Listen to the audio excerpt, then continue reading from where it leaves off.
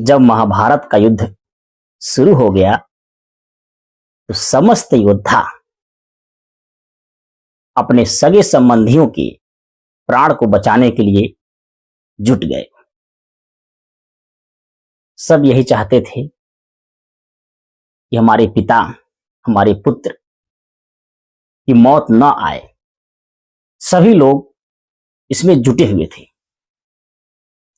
जब बात देवराज इंद्र को पता चली कि महाभारत का युद्ध होने वाला है तो उन्हें अपने पुत्र अर्जुन की चिंता हुई, क्योंकि अंगराज कर्ण दुर्योधन की सेना में सम्मिलित हो गया था और दुर्योधन का बहुत खास मित्र था।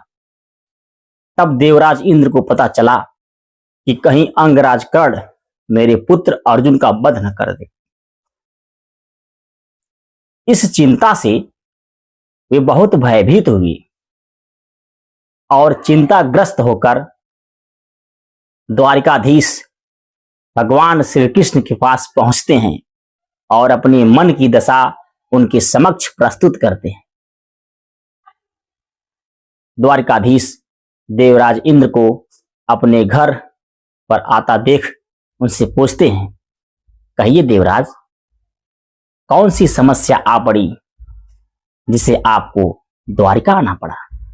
इस पर देवराज इंद्र बोलते हैं, हे द्वारिकाधीश, आप तो समस्त जग के पालनहार हैं।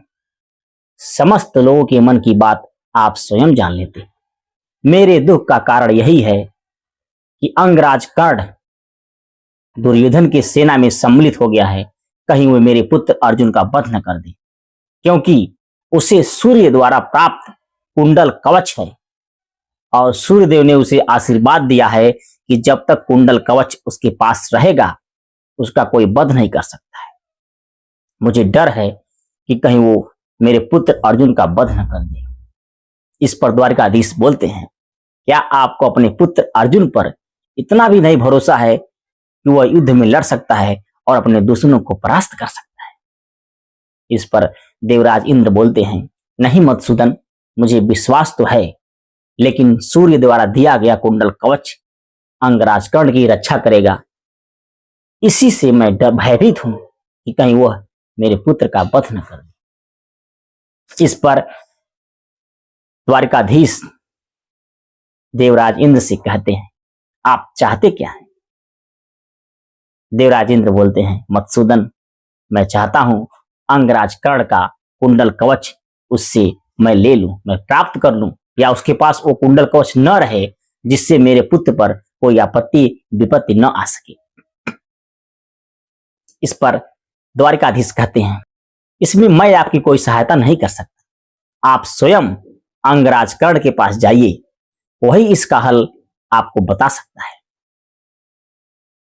इसके बाद देवराज इंद्र बहुत सोचते विचारते हैं और अंगराज कर्ण के पास जाने का निर्णय करते हैं। वो अंगराज कर्ण के पास तो जाते हैं, लेकिन अपना वेश बदलकर